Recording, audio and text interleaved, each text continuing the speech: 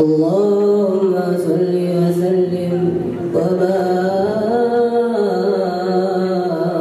عليه وعلى آله.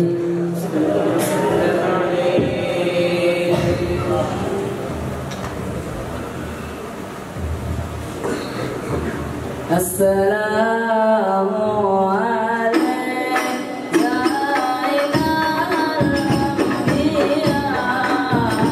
السلام عليك أزكى الأنبياء. السلام عليك يا إله الأنبياء. السلام عليك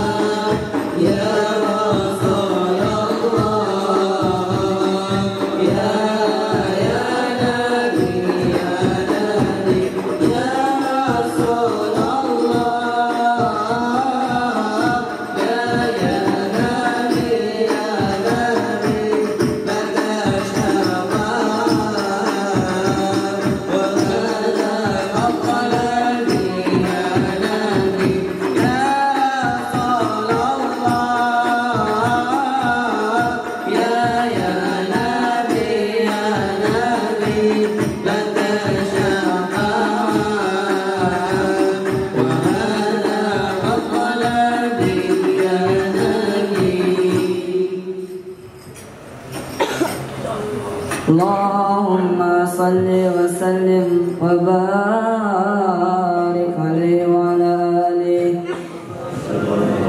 محمد ابن عبد الله وعلى آله وصحبه ومواله. Ahbab fillah wa duyufana al-izzah, direkan di dalam Sahih Bukhari dan Muslim, Nabi sallallahu alaihi wasallam bersabda, salasun man kunna fihi wajada bihinna halawatal iman. Ada 3 hal, kalau seseorang menemukan 3 hal itu di dalam dirinya, maka dia akan mendapatkan manisnya iman. Yang pertama, Nabi sallallahu alaihi wasallam bersabda, ayyakunallahu wa rasuluhu ahabba ilaihi mimma siwahuma. Dia mencintai Allah dan Rasulnya melebihi dari segala-galanya.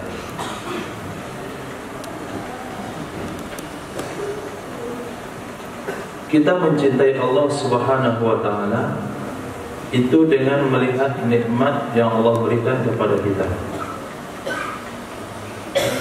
Kita lahir tidak membawa satu apapun. Satu apapun tidak kita bawa. Nama pun tidak kita bawa. Harta tidak kita bawa. Tidak punya satu apapun. Apa kata Allah dalam Al-Quran? Iz akhrajakum min butuni ummahatikum la ta'lamuna syai'a wa ja'alakum as-sam'a wal absara wal afida la'allakum tashkurun. Allah yang telah mengeluarkan kalian daripada perut-perut ibu kalian, kalian tidak mengetahui apapun. Menurut kaidah usul fikih, syai'an isim nakirah itu kaidahnya umum, tidak mengetahui apapun. Kemudian Allah berikan kepada kalian pendengaran, Allah berikan kepada kalian penglihatan, Allah berikan kepada kalian akal pemikiran. Kemudian dengan 3 modal tersebut kalian memiliki segala-galanya. Telah memiliki nama, telah memiliki pakaian, telah memiliki harta, rumah, kendaraan, anak, kawan dan sebagainya. Tujuannya adalah bersyukur kepada Allah Subhanahu wa ta'ala. Ketika seseorang mengetahui siapa dirinya, dia tidak memiliki sebelumnya, lalu yang memberi semua itu adalah Allah, maka dia akan cinta kepada Allah Subhanahu wa ta'ala. Tapi apabila dia tidak mengakui semua yang dia punya itu dari Allah, dia meyakini semua yang dia punya dari kecerdasannya, dari sekolahnya, dari pendidikannya, maka dia akan kufur dengan nikmat yang telah Allah berikan kepadanya, dan dia tidak akan pernah mencintai Allah Subhanahu wa ta'ala. Karena hari ini kita babnya bukan mengenali Allah secara dekat, tapi babnya malam ini adalah Maulid Nabi Muhammad SAW.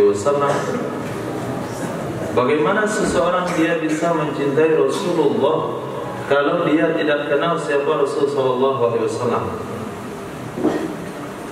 Yang dia tahu adalah Rasul kami namanya Muhammad,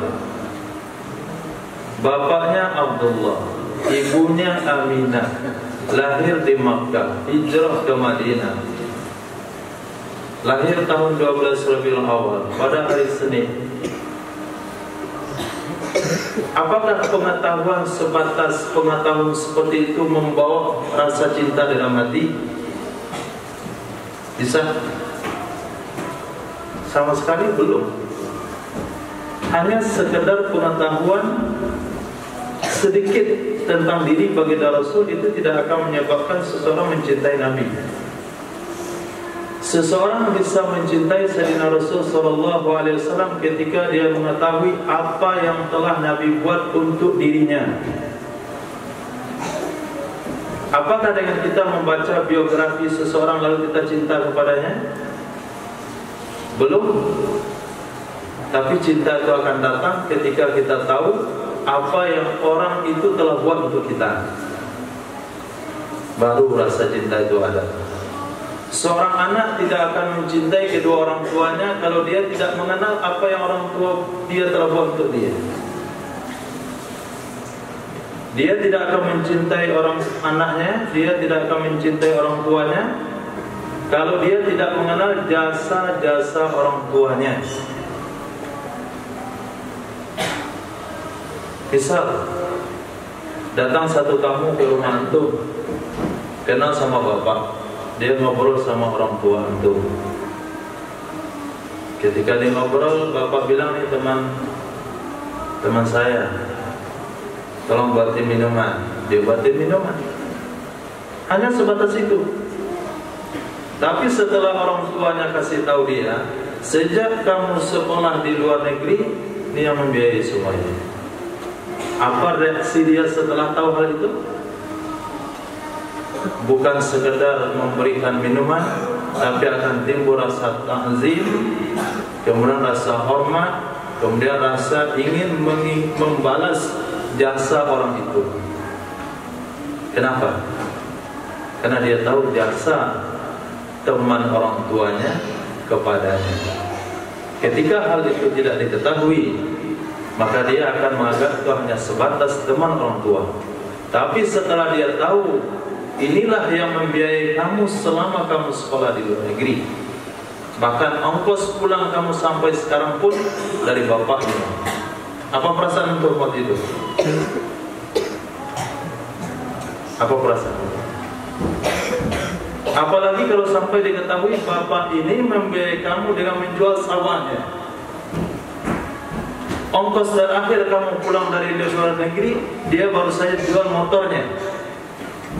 Semakin kita mengetahui apa yang telah dikorbankan oleh orang tersebut, semakin kita akan dalam mencintai dan ingin mentaati perintahnya dan ingin membalas budi jasanya. Kalaulah ada seseorang yang telah mengetahui jasa orang lain lalu dia tidak punya perasaan untuk mencintai dan membalas jasa, berarti orang itu tidak punya hati. Dia tidak punya perasaan, berarti hatinya sudah sama dengan batu. Apabila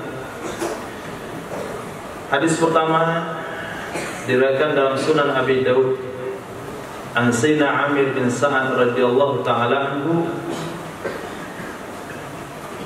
anin Nabi sallallahu alaihi wasallam qala kharajna ma'a Rasulillah sallallahu alaihi wasallam min Makkah nuridul Madinah. Kami keluar bersama Nabi sallallahu alaihi wasallam dari Makkah menuju kota Madinah. Falamma kunna qariban min Azwara nazala. Ketika Nabi sallallahu alaihi wasallam hampir mendekati tempat yang disebut dengan Azwara. Ulama hadis katakan Azwara itu adalah padang pasir yang terbentang luas yang terletak antara Makkah dan Madinah. Nazala, Nabi turun dari kendaraannya. Faqama, maka Nabi berdiri.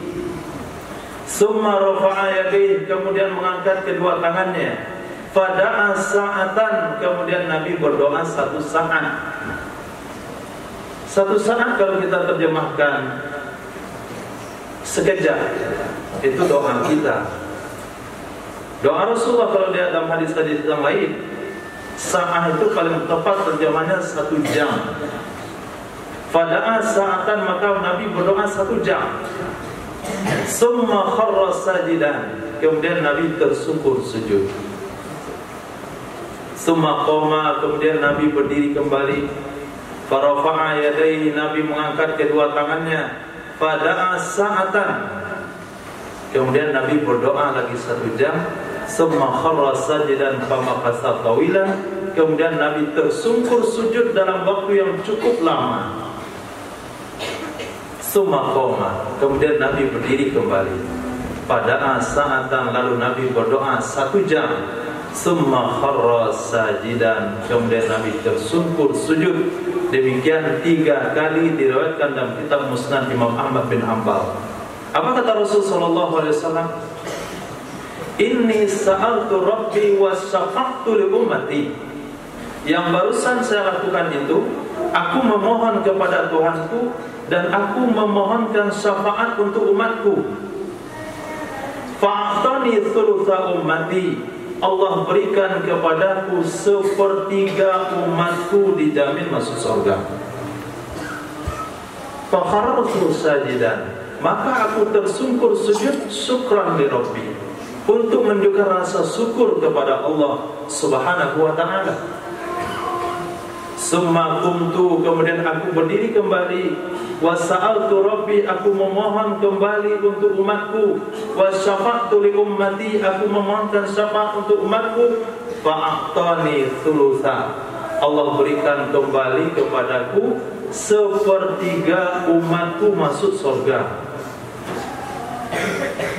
Tapi Rasulullah enggak puas kalau hanya 2/3 umatnya masuk surga. Nabi berdiri kembali. Wa sa'altu Rabbi, aku memohon lagi kepada Tuhanku. Wa syafa'tu li ummati, aku memohonkan syafaat untuk umatku. Fa'atani thulutsal akhir, Allah berikan kepadaku 1/3 yang sisanya. Summa kharatu sajidan syukran li Rabbi, kemudian aku tersungkur sujud di hadapan Tuhanku untuk menunjukkan rasa syukur. Hadis riwayat Imam Abu Dawud. Alhamdulillah. Kenapa Nabi tidak berdoa di Makkah, di Multazam? Kenapa Nabi tidak berdoa ketika berada di Hajarul Aswad? Kenapa Nabi tidak berdoa di makam Nabi Ibrahim? Kenapa Nabi tidak berdoa di Hijr Ismail? Kenapa Nabi tidak berdoa nanti ketika sampai di Madinah? Kenapa justru Nabi berdoa di tengah padang pasir? Kalau boleh kita untuk merasakan perasaan tersebut, Nabi telah mengorbankan dirinya supaya Allah bersedia mengabulkan permintaannya. Allah bakar dirinya, Nabi bakar dirinya di padang pasir kurang lebih 3 jam. Bukan berdoa di jalan-jalan di kota Padang, bisa berdoa di pohon yang rindang. Ini berdoa di padang pasir. Nabi tersungkur sujud dalam waktu yang lama. Kata Allah, daripada kamu wahai Muhammad membakar-bakar dirimu seperti itu, aku kabulkan permintaanmu. Berarti Nabi mengorbankan dirinya. Nabi tahu Nabi itu Habibullah. Nabi adalah orang dicintai oleh Allah Subhanahu wa ta'ala. Allah tidak ingin kalau sampai Nabi menyiksa dirinya seperti itu kalau belum doanya dikabulkan oleh Allah. Akhirnya dikabulkan oleh Allah Subhanahu wa ta'ala. Akhirnya kita dengar hadis ringkas, kullu ummati yadkhulunal jannah, setiap umatku pasti masuk surga. Kapan hadis ringkas itu muncul dari mulut Nabi? Kapan hadis itu Nabi riwayatkan? Setelah Nabi mendapatkan informasi dari Allah, setelah Nabi mendapatkan qabul dari doa Allah Subhanahu wa ta'ala. Kapan qabul itu didapatkan oleh baginda Rasul? Setelah Nabi membakar dirinya di padang pasir yang luas. Sekarang pernah kita berjemur selama 3 jam untuk Rasulullah? Belum pernah. Tapi petani berjemur untuk pertaniannya ada, pekerja berjemur untuk pekerjaannya ada, olahragawan berjemur untuk olahraganya ada, orang berjemur untuk hobinya masing-masing. Itu bisa kita pastikan ada. Tapi tidak ada orang berani berjemur menunjukkan mahabbah kepada Rasul sallallahu alaihi wasallam. Tapi Rasulullah telah berjemur di padang pasir untuk umat ini.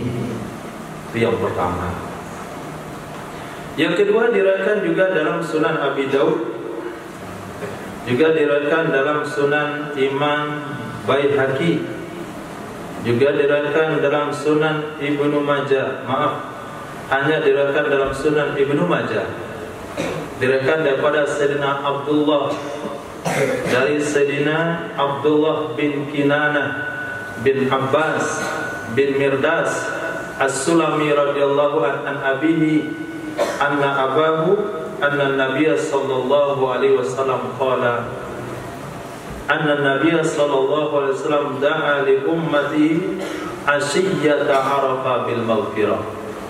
Kata Sayyidina Abdullah bin Kinana bin Abbas bin Mirdas As-Sulami, beliau meriwayatkan daripada buyutnya. Buyutnya adalah salah satu sahabat, bercerita tentang apa yang Nabi lakukan di Padang Arafah. Padang Arafah adalah padang di mana Allah berjanji akan mengabulkan doa orang yang berdoa. Ketika itu Nabi SAW da'a li ummatihi bil maghfirah. Ketika dikatakan umat bukanlah sahabat saja, ketika dikatakan umat bukan orang yang hidup di zaman Nabi saja, ketika dikatakan umat adalah kita sampai akhir zaman. Sebelum kita lahir ke muka bumi ini, doa Nabi telah menyertai kehidupan kita ketika Nabi berada di Arafah. Faujibat, maka dijawab doa Nabi SAW, qad ghafartu lahum ma khalaz zalim. Kata Allah, sungguh aku memberikan ampunan kepada umatmu wahai Muhammad, kecuali yang zalim. Yang zalim saya tidak ampuni. Fa inni akhudhu lil mazlumin. Aku harus mengambil pembalasan dari orang yang terzalimi, dari orang yang menzalimi untuk orang yang terzalimi. Apa kata Nabi SAW? Ya Rabbi, in syi'ta ataital mazluma minal jannah wa ghafarta zalim. Engkau kan maha berkehendak, Engkau maha berkuasa, Engkau maha kaya, Engkau ampuni orang yang menzalimi, lalu berikan surga kepada orang yang terzalimi tersebut. Kan enggak ada salahnya, enggak ada ruginya. Falam yujab asyiyata. Doa Nabi tidak dikabulkan pada sore hari tersebut. Falamma asbaha bil Muzdalifah ahada doa. Ketika Nabi berada di pagi hari pada tanggal 10 Zulhijjah di Muzdalifah, Nabi ulang doa yang sama. Fa ujiba ila mas'al. Doa Nabi dikabulkan oleh Allah Subhanahu wa taala. Fadhahik, lalu Nabi tersenyum, lalu Nabi tertawa. Apa yang membuat Nabi tertawa?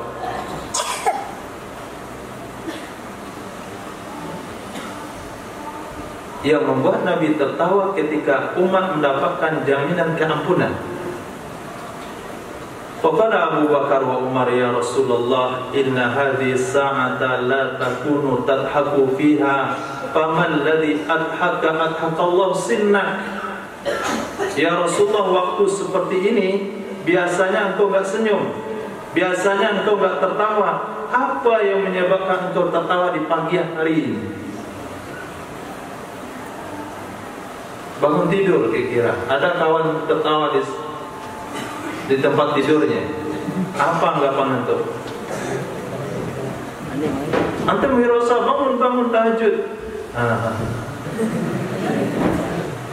Itu akan memanggil pertanyaan. Di pagi hari bukan waktu untuk tertawa. Di pagi hari itu waktu berzikir. Rasulullah nggak ada yang tertawa di pagi hari. Nabi khusus berzikir. Tapi aneh, pagi ini kok Nabi tertawa, Nabi kok senyum. Maka kata Sayyidina Abu Bakar As-Siddiq, kata Sayyidina Umar bin Khattab radhiyallahu ta'ala, ya Rasulullah, apa yang menyebabkan engkau tertawa? Semoga keceriaanmu dijaga oleh Allah Subhanahu wa taala. Apa kata Nabi sallallahu alaihi wasallam? Inna aduwallah iblis lamma arafa anna Allah qad istajaba du'ai wa ghafara li ummati akhadhat turada yaqtu ala ra'si wa yaqulu ya wail ya tubur fadahtu min fazai. Aku melihat musuh Allah iblis ketika dia tahu doa saya dikabulkan oleh Allah, ketika dia tahu umatku mendapatkan pengampunan dari Allah, dia ambil pasir ditaruh di kepalanya. Dia kata, celaka saya, sia-sia hasil usaha saya selama ini. Sudah segoda dia berbuat dosa, langsung mendapatkan pengampunan dari Allah. Maka kata Nabi, saya tertawa karena kesedihan iblis, usahanya gagal karena doa Nabi SAW mendapatkan pengampunan untuk umat termasuk yang zalim dari umat baginda Rasul sallallahu alaihi wasallam. Ini bukan motivasi buat zalim. Nah, ini zalim saja tidak dapat pengampunan, nggak bakalan dapat.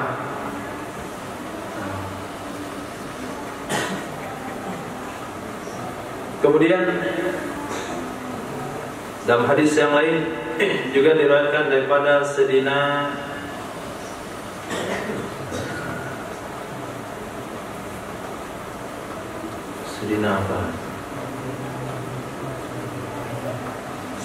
Abi Hurairah radhiyallahu taala anhu. Apa kata Sayyidina Abi Hurairah radhiyallahu anhu? Beliau mengatakan Nabi sallallahu alaihi wasallam bersabda, "Likulli nabiyyin da'watun mustajabah." Bagi setiap nabi ada doa yang diijabah oleh Allah Subhanahu wa taala. Bagi setiap nabi. Fata'ajjala kullu nabiyyin da'watah. Dan setiap nabi telah mempergunakan doanya di dunia. Wa inni ikhtabahtu da'wati syafa'atan li ummati yaumal qiyamah. Sementara aku menyimpan doa yang spesial itu supaya aku bisa memberikan syafaat kepada umatku di akhirat kelak. Wa hiya na'ilatun kullu man mata la yusyriku billahi syai'an. Syafaat itu akan mencakup, akan bisa meraih, bisa menyelamatkan setiap orang yang meninggal dunia tidak mensekutukan Allah dengan sedikit pun. Asalkan mati dia tanpa dosa syirik, itu semua mendapatkan syafaat daripada baginda Rasul sallallahu alaihi wasallam.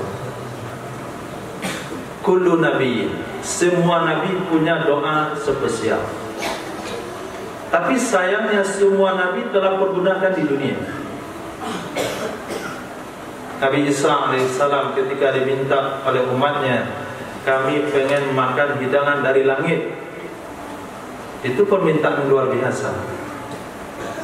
Tapi Nabi Isa gunakan doa itu, akhirnya turun hidangan dari langit, mana dan salwa. Nabi Musa alaihissalam telah menggunakan doa tersebut untuk menyelamatkan umatnya dari kejaran Fir'aun. Terjadi juga perkara yang luar biasa. 12 jalan terbentang di dalam Laut Merah.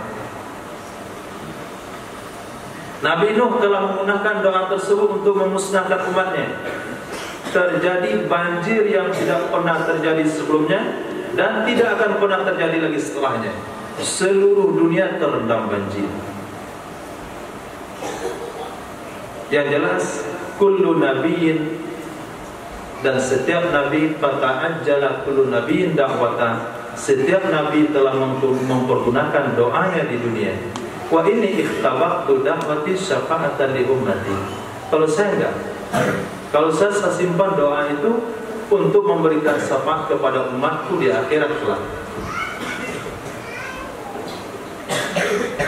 Untuk siapa syafaat tersebut? Maka dalam hadis Sayyidina Abi Musa Al-Asy'ari radhiyallahu anhu, Nabi SAW bersabda, "Ukhtirtu baina syafa'ah wa baina ayyadkhula nisfu ummatil jannah." Aku diberikan pilihan oleh Allah Subhanahu wa taala untuk umatmu masuk surga setengahnya atau kamu memiliki hak syafaat. Separuh umatmu masuk surga atau kamu punya dapat syafaat di akhirat kelak. Kata Nabi SAW, saya pilih syafaat. Fa innahu akfa wa am, karena syafaat itu lebih mencakup dan lebih umum. Lalu Nabi bertanya kepada sahabat, atadruna lil muttaqin, apakah kalian mengira syafaat itu untuk orang-orang bertakwa? Apakah kalian mengira syafaat itu untuk orang-orang bertakwa? Nabi katakan, la, walakin likulli khatta'in mudnibin mutalawwitin. Akan tetapi syafaat aku itu adalah untuk setiap orang yang banyak melakukan kesalahan, kemudian berlumuran dengan dosa. Bukan untuk orang yang bertakwa. Kalau orang yang bertakwa cukup dengan amalnya. Ketika Nabi SAW mengatakan sesungguhnya dalam surga ada satu gerbang untuk orang yang berpuasa, namanya Ar-Rayyan. Ada gerbang orang sholat, ada gerbang untuk berjihad, ada gerbang untuk orang melakukan ibadah-ibadah khusus. Lalu Sayyidina Abu Bakar As-Siddiq radhiyallahu ta'ala katakan, ya Rasulullah, sudah bahagia orang yang masuk gerbang tersebut. Namun pertanyaan saya, adakah orang itu bisa masuk di setiap gerbang yang itu? Gerbang sedekah dia masuk, gerbang puasa dia masuk, di gerbang sholat dia bisa masuk. Kata Nabi SAW, ada, salah satunya engkau bisa masuk dari gerbang mana saja. Apakah Sayyidina Abu Bakar masih perlu syafaat Rasul? Enggak perlu lagi. Sayyidina Umar bin Khattab radhiyallahu ta'ala enggak perlu dengan syafaat Nabi. Bukan enggak perlu dengan wujud keampuhan, tidak, tapi karena sudah cukup amal dan pengorbanan yang dia lakukan untuk menyelamatkan dirinya di akhirat kelak. Sehingga Nabi bersabda, Abu Bakar fil jannah, wa Umar fil jannah, wa Utsman fil jannah, wa Ali fil jannah, Abu Ubaidah fil jannah. Tinggal 5 lagi siapa?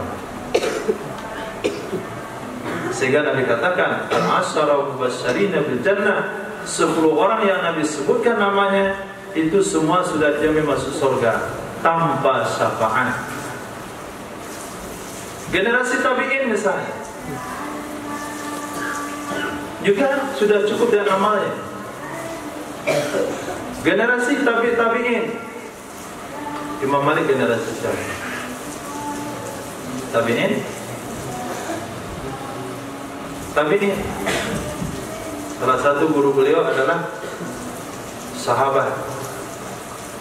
Jadi generasi tabi'in seperti Imam Malik rahimahullahu ta'ala, yang beliau tidak pernah memakai sendal di kota Madinah karena menghormati jasa Rasul sallallahu alaihi wasallam.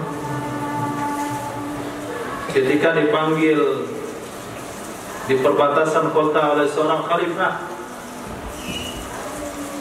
tidak tahu siapa nama khalifahnya, kemudian beliau terlambat datang. Lalu pembisik atau penasihat khalifah mengatakan, enggak bakalan datang dia. Dia itu pembangkang pemerintahan.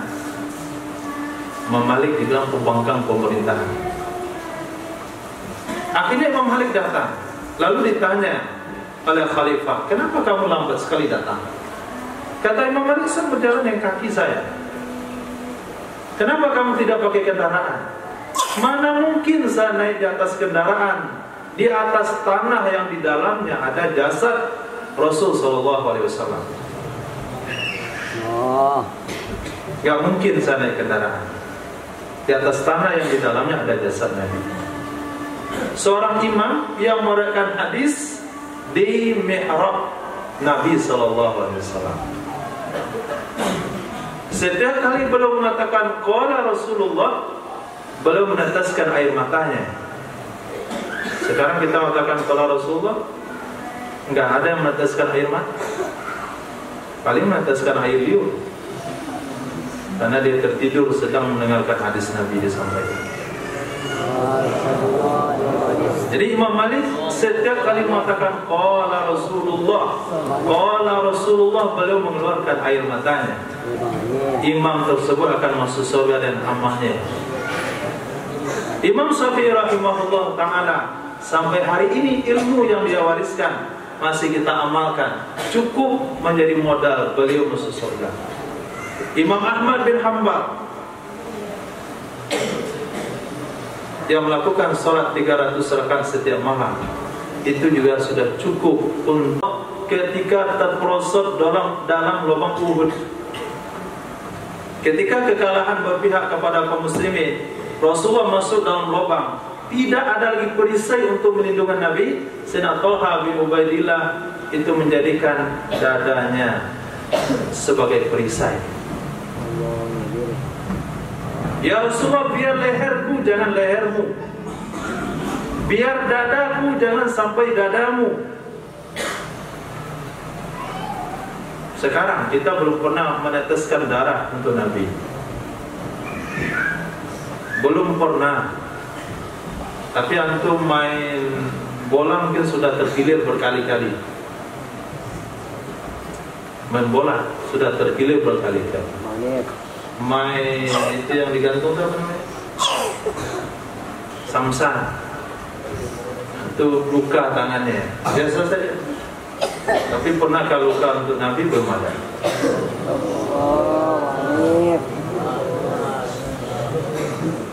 Sakit sedikit saja izin.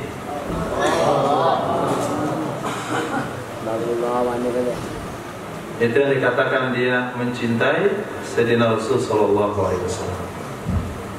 Riwayat yang jelas sebagai motivasi Imam Malik rahimahullahu taala ketika belum membacakan hadis-hadis Rasul sallallahu alaihi wasallam di mihrab Masjid Madinah, di sampingnya makam Sayyidina Nabi sallallahu alaihi wasallam.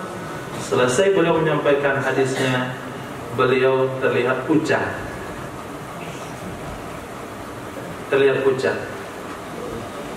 Lalu murid-murid bertanya, apa yang terjadi dengan engkau imam? Kenapa pucat? Kata Imam Malik rahimahullah, selama pengajian tadi itu saya disengat oleh kalajengking 11 tempat di punggung saya. Kenapa beliau tersengat kalajengking? Enggak berdiri saja? Kenapa ditahan? Karena menghormati hadis Nabi yang sedang dibaca. Saya menghormati hadis Nabi yang sedang dibaca, maka saya tidak menghiraukan apapun yang terjadi. Karena itu mungkin bentuk penghormatannya kepada Rasulullah. Karena jadwalnya baca hadis Nabi, ya baca sampai selesai. Apakah terjadi sengat kalajengking, apakah kesemutan, apakah sakit perut, dan sebagainya. Beliau menahannya. Kenapa ditahan? Nggak ada yang menghalang seorang imam untuk keluar dari majlisnya. Yang menghalangnya adalah kehormatan dan penghormatan kepada hadis Nabi yang dibaca. Kenapa beliau sampai menghormati seperti itu? Karena begitu cintanya kepada Sayyidina Rasul sallallahu alaihi wasallam. Sehingga dalam hadis Sayyidina Anas bin Malik radhiyallahu anhu, Nabi sallallahu alaihi wasallam bersabda, "Syafaati li sahibil kabairi min ummati." Syafaat saya itu untuk pelaku dosa besar dari kalangan umatku.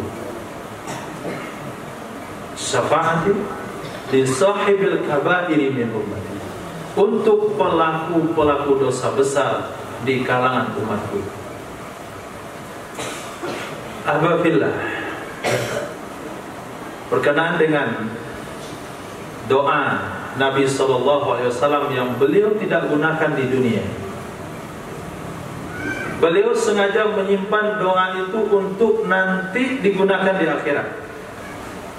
Apakah tidak ada perkara genting dalam hidup Nabi di dunia?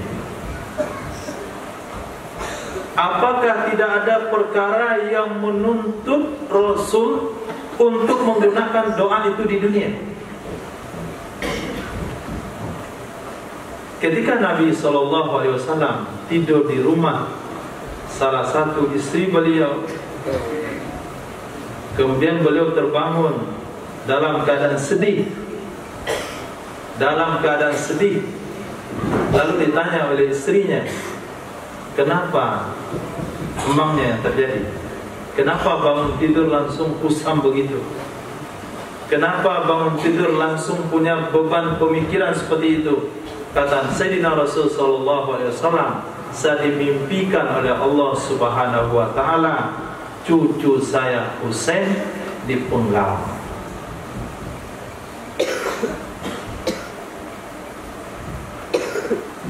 Cucu saya Husain dipenggal. Dan untuk menunjukkan rasa cinta Nabi kepada Sayyidina Hasan Husain, ada dua hadis yang diriwayatkan wujud cinta Nabi kepada Sayyidina Hasan dan Husain. Pertama, hadis tentang Nabi sujud yang sangat lama. Nabi sujud sangat lama sekali. Kemudian satu orang sahabat mengangkat kepalanya, apa yang terjadi dengan Rasulullah? Ternyata dilihat Sayyidina Hasan atau Sayyidina Husain ada di pundak Rasul sallallahu alaihi wasallam. Selesai sholat Nabi katakan, mungkin tadi kalian bertanya, kenapa saya sujud lama sekali? Tadi sedang sujud saya dinaiki oleh Husain atau Hasan. Saya tidak mau dia terganggu, sehingga sujud saya lama sampai dia turun dengan keinginan sendiri. Apa kita pahami di situ? Apakah istinbat hukumnya kita bawa anak sedang sholat lalu diletakkan di atas pundak? Adakah ulama fikih mengistinbat sunnah bagi imam bawa anak dalam sholat? Enggak ada. Tidak ada istinbat hukum di situ. Tapi di hadis itu menunjukkan bagaimana besar cinta Nabi pada Sayyidina Hasan dan Husain. Ketika Nabi menyampaikan khutbah, Sayyidina Hasan dan Husain keluar dari kamar. Kedua-duanya memakai gamis berwarna merah, berjalan hampir terjatuh karena usianya yang masih kecil, baru belajar berjalan. Ketika Nabi menyampaikan khutbah, Nabi turun dari mimbar. Nabi mengangkat kedua cucunya di atas mimbar. Ini menyampaikan khutbah.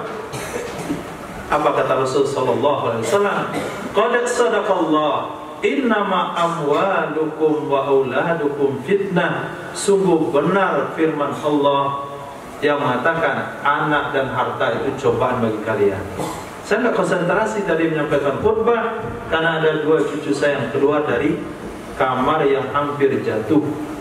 Itu apa yang ingin kita pahami dari di situ. Kenapa Nabi sampai turun dari mimbar? Kenapa terganggu konsentrasi Nabi ketika menyampaikan khutbah, hanya cucunya berjalan hampir jatuh? Berarti terlalu besar cinta Nabi kepada kedua cucunya tersebut. Ketika Nabi diinformasikan di dalam mimpi beliau akan diracun dan akan dibunuh, dipenggal kepalanya, dan Nabi punya satu doa bisa merubah takdir tersebut. Tapi Nabi katakan, ikhtabaktu da'wati. Saya tetap simpan doa itu. Saya tidak akan pergunakan doa itu untuk menyelamatkan Hasan Husain. Tetap dalam hal itu saya berpihak kepada umatku. Kenapa? Karena kalau Husain meninggal tidak ada masalah, hanya meninggalnya saja yang masalah. Setelah meninggal tidak ada masalah. Hasan diracun tidak ada masalah, syahid karena mati diracun.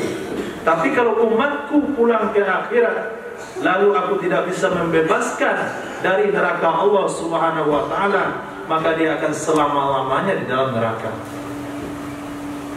Aku korbankan kedua cucuku untuk kalian. Itu bahasanya. Saya telah korbankan dua cucu saya untuk kalian. Lalu apa jasa, apa balas budi kalian atas pengorbanan tersebut? Apa yang telah kalian berikan kepada saya untuk pengorbanan tersebut? Apa balas cinta kalian kepada saya atas pengorbanan yang telah saya berikan tersebut? Saya jemur diri saya di tengah padang pasir yang luas supaya membebaskan kalian di akhirat kelak. Saya pergunakan doa saya yang bisa menyelamatkan kedua cucu saya, tapi saya tidak gunakan demi bisa menyelamatkan kalian di akhirat kelak. Pertanyaannya, Apa yang kita sudah buat untuk membalas cinta kasih Sayyidina Rasul sallallahu alaihi wasallam. Sebagai bentuk gambaran, Nabi pernah bersabda, aku berjalan di gang-gang Madinah, di gang-gang kota Makkah. Saya tahu mana batu-batu yang dulu mengucapkan salam kepada saya. Saya tahu batu-batu yang mengucapkan salam kepada saya. Ketika umat saya tidak mau menerima saya, waktu itu batu sudah mengucapkan salam kepada saya. Itu cinta batu kepada Nabi. Ketika satu orang A'rabi, dia baru saja menangkap biawak, lalu Nabi mengajak dia untuk masuk Islam. Apa kata seorang Arabi tersebut? Saya akan masuk Islam kalau biawak saya masuk Islam. Kata Nabi SAW, ya dab man ana, wahai biawak siapa saya? Biawak dengan bahasa yang fusah mengatakan, anni ashhadu annaka Rasulullah. Saya bersaksi engkau adalah utusan Allah Subhanahu wa ta'ala. Itu wujud kenalnya biawak dengan Nabi. Apa kita sebagai umat tidak mau mengenali Nabi sallallahu alaihi wasallam? Itu biawak. Dia kenal dengan Nabi sallallahu alaihi wasallam. Arabi, orang pedusunan, itu memang permintaannya luar biasa, memang adabnya kasar, tapi dia tidak ingkar janji. Beda sama orang kota. Orang kata bahasanya halus, sopan, tapi sering ingkar janji. Arabi bahasanya kasar, kencing di masjid kadang-kadang, dia permintaannya tidak masuk di akal, tapi kalau terpenuhi dia tidak pernah ingkar janji. Arabi masuk Islam karena biawaknya sudah masuk Islam. Ketika Nabi SAW makan dengan Sina Anas bin Malik, lalu kata Nabi SAW, wahai Anas, datangkan lengannya. Didatangkan satu lengan. Wahai Anas, tambah satu lengan lagi. Didatangkan satu lengan. Kemudian Nabi katakan, datangkan satu lengan lagi. Kata Sina Anas bin Malik, apakah kambing itu punya 3 lengan, wahai Nabi? Kata Rasul, kalau kamu nggak bicara, pasti akan ada lengan yang ketiga. Jadi kalau Nabi yang meminta, jangan bicara. Itu konsep yang diterima oleh Sayyidina Anas bin Malik radhiyallahu anhu. Setelah selesai makan, Nabi pengen melakukan buang air besar. Lalu Nabi katakan, wahai Anas, tolong panggil pohon yang ada di pinggir lembah tersebut. Bilang sama dia, Rasulullah mau qada hajat, manggil kamu untuk datang. Kata Sayyidina Anas, apakah bertanya lagi, wahai Rasul, apa pohon-pohon itu bisa berjalan? Tidak akan pernah bertanya lagi. Karena tadi dari nasihati, kalau kamu ambil lengan ketiga pasti akan ada, tapi karena kamu bicara, akhirnya nggak ada. Kalau Rasul sudah perintahkan, pasti ada. Itu yang tersimpan di benak Sayyidina Anas bin Malik radhiyallahu ta'ala anhu. Akhirnya ketika beliau disuruh manggil pohon, pohon itu pun langsung dipanggil dan dia datang. Datang 2 pohon, berdiri kiri kanan. Kemudian kata Sayyidina Rasul, panggil lagi batu-batu di situ. Bilang sama dia, kamu dipanggil Rasul, Rasul mau qada hajat. Batu-batu itu pun datang dan tersusun di antara 2 pohon sama 2 tiang yang sudah dipasang batu bata. Nabi qada hajat di situ. Selesai qada hajat, bukan Nabi yang suruh pohon itu untuk pergi. Panggil lagi Sayyidina Anas, suruh dia pergi ke tempat masing-masing. Itu wujud cinta batu dan pohon kepada Rasulullah. Terakhir, karena sudah malam, ketika di Madinah Munawwarah, mimbar belum ada. Lalu ada seorang wanita mengatakan, ya Rasulullah, li gulamun najjar, saya punya budak pandai bertukang kayu. Apakah boleh kami buatkan mimbar untukmu? Kata Rasul SAW, silakan buatkan mimbar.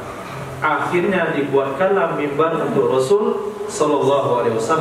Sebelum Nabi menyampaikan khutbah, sebelum mimbar dibuat untuk Rasulullah menyampaikan khutbah hanya bertekan di tunggul pohon kurma. Sampaikan khutbah begitu setiap Jumat sebelum ada mimbar. Setelah ada mimbar, Nabi naik di atas mimbar. Kira-kira pohon kurma itu tertinggal jarak 1 meter atau 2 meter dari Nabi. Kemudian ketika Nabi naik mimbar, terdengar tangisan di dalam masjid. Dari mana tangisan itu datangnya? Dari pohon ini, dari tunggul pohon kurma yang sudah mati. Dia menangis karena ditinggalkan oleh Rasulullah. Dia menangis karena terpisah dengan baginda Rasul SAW. Akhirnya Nabi turun dari mimbar dan mengusap pohon kurma tersebut seperti ibu yang menenangkan anak bayinya yang menangis. At-tasbih, apakah kamu bisa bersabar? Kamu menjadi teman saya nanti di surga. Akhirnya pohon itu sabar karena sudah mendapatkan menjadi teman Nabi di surga. Begitu mereka, biawak, batu, pohon, tunggul pohon kurma yang sudah mati. Riwayat hadis itu disampaikan oleh Rasulullah bukan sekedar untuk mengenal mukjizat, tapi mengenalkan kepada umat, begitu benda-benda yang tidak berakal mencintai saya. Apakah kalian yang punya akal pernah mencintai saya? Begitu benda-benda yang tidak punya akal mencintai saya, yang saya tidak berkorban untuk mereka. Nabi tidak berkorban untuk batu, Nabi tidak berkorban untuk pohon kurma. Nabi telah berkorban, yang kita baca tadi sebagian hadisnya adalah untuk manusia, bukan untuk pohon kurma, bukan untuk biawak. Tidak ada Nabi berdoa sepanjang malam untuk biawak, tapi untuk umat. Hadis yang kita riwayatkan, Nabi membaca doa, Nabi mengulang ayat-ayat dalam salatnya, in tu'azzibahum fa innahum ibaduk wa in taghfir lahum fa innaka ghafurur rahim. Itu Nabi baca ayat itu dari selesai salat Isya sampai subuh. Dari selesai salat Isya sampai subuh. Apa kata Nabi? Wasafatu li ummati. Itu hanya saya lakukan, memberikan pembelaan kepada umatku di akhirat kelak. Ahbabillah, maka maulid Rasul itu adalah satu wujud bentuk cinta. Kemudian mengenal Nabi lebih dekat. Kalau sekiranya maulid dikatakan sesat, lalu dikatakan bid'ah, akhirnya umat ini tidak kenal lagi dengan Rasul sallallahu alaihi wasallam. Di mana anak SMP, SMA mengenal Nabi? Dari pengajian Maulid Rasul, bukan di sekolah-sekolah mereka. Tapi ketika Maulid Nabi yang sekali setahun memperkenalkan Nabi kepada generasi muda yang tidak belajar agama, itu pun tidak ada lagi. Lalu apa yang dikenal oleh generasi muda kita hari ini? Dia kenal dengan pemain-pemain film, dengan pemain-pemain bola, dan mereka jadikan idola karena mereka anggap itu orang-orang yang telah sukses. Kenapa mereka mengidolakan non-muslim? Kenapa mereka mengidolakan orang-orang maksiat kepada Allah? Karena mereka tidak diperkenalkan dengan Sayyidina Rasul sallallahu alaihi wasallam. Insyaallah semoga malam ini sedikit waktu yang kita gunakan rasa mengantuk, capek mungkin dan sebagainya, belum sampai keluar darah, hanya baru keluar keringat sedikit sebagai bentuk wujud cinta kepada Sayyidina Rasul sallallahu alaihi wasallam. Mungkin itu tidak ada nilainya sebetulnya. Pulang ke akhirat, satu orang sahabat membawa tangannya yang buntung, satu orang sahabat lagi membawa kepalanya. Ini pengorbanan saya untuk Rasulullah, kepala dan terpisah dari badan. Orang-orang syahid akan dikumpulkan di akhirat kelak dengan luka-lukanya. seperti darah-darah segar, tapi baunya seperti bau kasturi. Untuk apa hal itu diabadikan oleh Allah? Untuk apa orang syahid itu tidak boleh dimandikan? Supaya ada buktinya di hadapan Allah. Ini yang sudah diberikan untuk agama dan untuk Rasul sallallahu alaihi wasallam. Sekarang kalau kita pulang ke akhirat kelak, kalau ditanya oleh Nabi, apa yang sudah kamu berikan untuk saya? Apa yang sudah kamu berikan untuk saya? Apa? Apa yang sudah kamu berikan untuk saya? Coba pikir, apa? Sayyidina Abu Bakar katakan semua harta saya dah habis. Sayyidatina Khadijah semua harta saya ludes. Sayyidina Hamzah hati saya dah terbelah. Dada saya dibelah di perang Uhud. Jantung saya dikunyah-kunyah. Sahabat mengatakan, ini kepala saya dah terpisah di mana? Ini tangan saya yang buntung. Semuanya mereka punya saksi.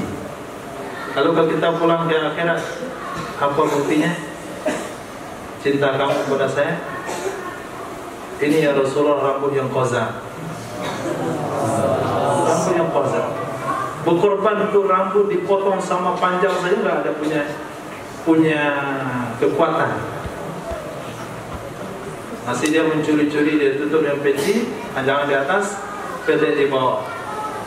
Kalau hanya mengorbankan rambut saja, antum tidak punya kekuatan, apalagi yang diharapkan? Nggak ada yang bisa diharapkan. Kalau hanya mau memotong kuku saja juga nggak bisa. Pada hari Jumat hanya memotong kuku, tidak punya modal apa-apa. Itu pun tidak dibuat untuk menunjukkan cinta pada Nabi. Juga dipanjangkan jempolnya, kelingkingnya misalnya. Apa yang bisa diharapkan kalau kuku pun nggak bisa dia korbankan? Sayangnya kuku saya dipotong, udah lama dijaga. Kuku pun nggak bisa dikorbankan untuk Nabi. Kuku. Kasihan kalau dipotong. Diasamin tiap hari. Mungkinlah lumayan untuk korek telinga. Nah, punya kuku panjang. Potonglah, ikut sunnah Nabi. Sayang. Kalau sampai dia katakan sayang, orang Sayyidina Abu Bakar telah korbankan hartanya, sahabat telah korbankan kepalanya, sahabat telah korbankan tangannya, sahabat telah korbankan keluarganya, anaknya Sayyidatina Khansa. Betul? Sayyidatina Khansa. Khansa atau Khansa? Bahasa Indonesia Khansa. 4 putranya telah syahid. Sayyidatina Khansa radhiyallahu ta'ala, 4 putranya telah syahid. Malam dia katakan, besok Nabi mau berjuang, kamu berangkat dengan mereka. Kemudian ketika pulang dari perang, yang dia tanya bagaimana keadaan anak saya, tapi yang dia tanya adalah bagaimana Rasulullah apakah selamat. Dia katakan anakmu meninggal. Dia tanya Rasulullah apakah selamat. Rasulullah selamat. Maka kata alhamdulillah, Allah telah mengangkat derajat saya dengan 4 anak saya mati syahid. 4 anaknya dikorbankan. Ini kuku pun nggak mau. Nah, kuku saja nggak bisa dia korbankan untuk Nabi Sallallahu Alaihi Wasallam. Rambut dipotong sama panjang pun nggak dikorban, nggak mau juga dikorbankan untuk Rasul. Datang aja dibuat rambut potong kozak, sebagian panjang, sebagian pendek. Ini untuk pelajar agama. Mulai dari perkara yang kecil, apapun sunnah Nabi, apapun anjuran bagi Rasul, mesti kita lakukan demi mentaati dan mencintai Sayyidina Rasul Sallallahu Alaihi Wasallam. InsyaAllah silakan dimulai dengan maulidnya.